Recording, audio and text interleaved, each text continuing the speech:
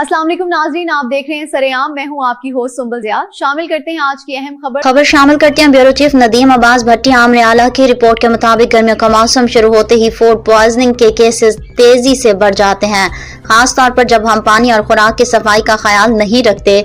इस मौसम में डायरिया और उल्टी वॉमिटिंग बहुत आम हो जाते हैं और उनकी बड़ी वजह गैर महफूज पानी, गंदे बर्तन और हाथ ना धोना है।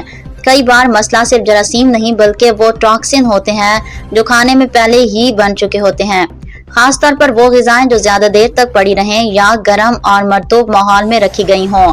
दूध और घी से बनी पुरानी अशिया, चाट, कटे हुए फल, सलाद, मशरूबात और खास तौर पर दोबारा गर्म किए गए चावल, रीहीटेड राइस ऐसे आइटम्स हैं जिनमें बैक्टीरिया और टॉक्सिन तेजी से बनते हैं। इसी तरह शादी ब्याह या बड़ी तकरीब का खाना जो घंटों पहले तैयार होकर ठंडा पड़ा रहे, वो भी फूड पॉइजनिंग का बड़ा सबब बन सकता है। बचाव के लिए चंद सादा असूल याद रखें। हमेशा साफ पानी इस्तेमाल करें, हाथ बाकायदगी से धोएं, ताज़ा और गर्म खाना खाएं और बासी या देर से रखा हुआ खाना हत्ता इम्कान अवॉइड करें। याद रखें, थोड़ी सी एहतियात आपको और आपके खानदान को शदीद बीमारी से बचा सकती है। Doctor Mohammad Akmal, medical superintendent, तहसील हेडक्वार्टर, अस्पताल, डिंगा। मजीद खबरों और अपडेट्स के लिए देखते रहें सरेआम।